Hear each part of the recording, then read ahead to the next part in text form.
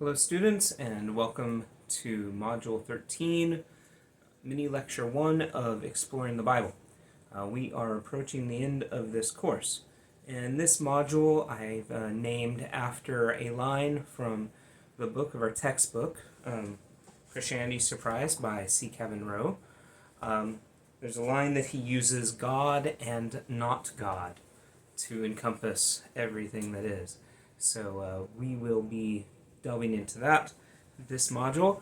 Let's begin again with a prayer, this time from Psalm 8. In the name of the Father, and of the Son, and of the Holy Spirit. Amen. O Lord, our Lord, how majestic is your name in all the earth.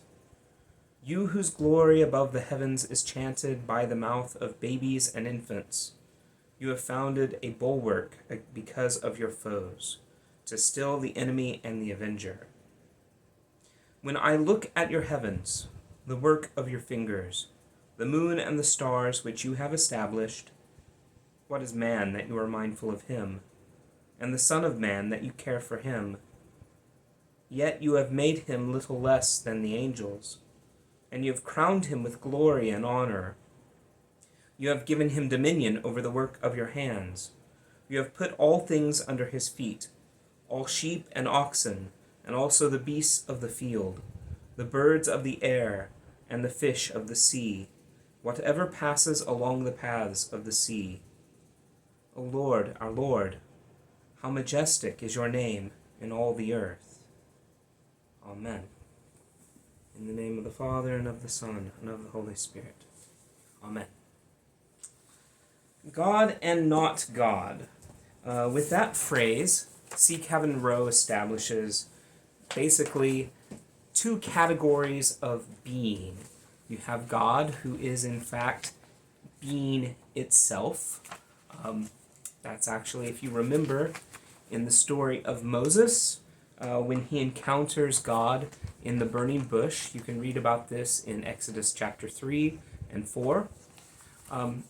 So Moses encounters God in the burning bush, and God commissions him to go free Israel from slavery.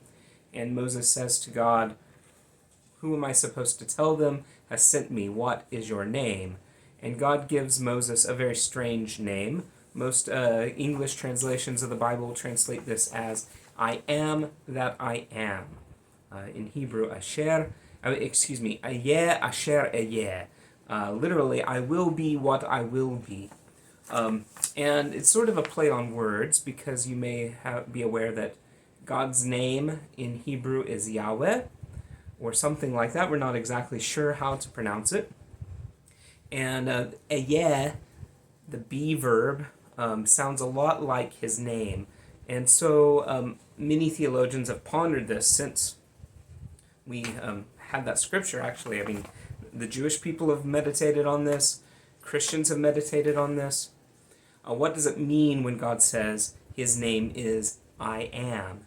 And the best explanation that I have heard is that God is actually saying that he is not a being like you and I are.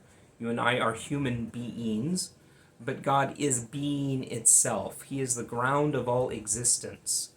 He is not, we often imagine God as this old man with a long flowing white beard sitting in heaven somewhere.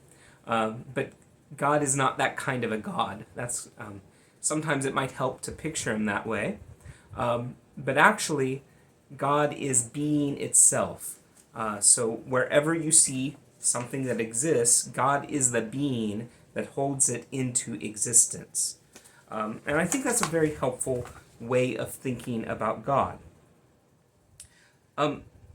So we have God, and then we have everything that's not God, that God holds in existence. And that's all that there is. And so that's sort of what C. Kevin Rowe means when he keeps talking about the story of everything. The story of everything is the story of God and all of his creation.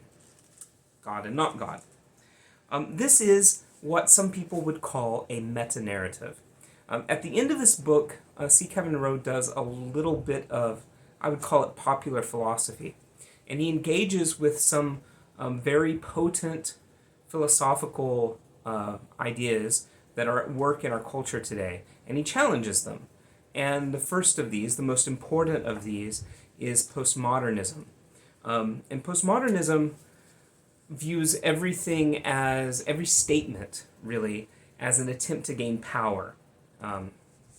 And it kind of dismisses stories of everything, narratives, as meta-narratives that sort of hold up a political ideology. And religious narratives, including the narrative of Scripture, would be dismissed that way as well. So, this is kind of a cynical reduction of everything into power play, really. But protesting meta-narratives, C. Kevin Rowe points this out, when you protest meta-narratives this way, you're actually replacing it with another meta-narrative that views history as a series of competing meta-narratives that are displacing one another depending on who has the power. And so those, and a lot of, I'm very sympathetic actually to a lot of postmodernism and even, certainly the political background of postmodernism. And yet, if you give into that, you're actually subscribing to a philosophical construct that falls in on itself because there's no overarching grand meta-narrative to make sense of everything.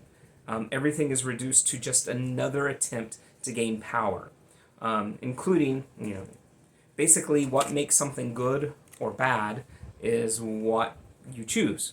So since I like this particular ideology, this meta-narrative is the good meta-narrative, and those who hold to a different ideology subscribe to a bad meta-narrative, and vice versa.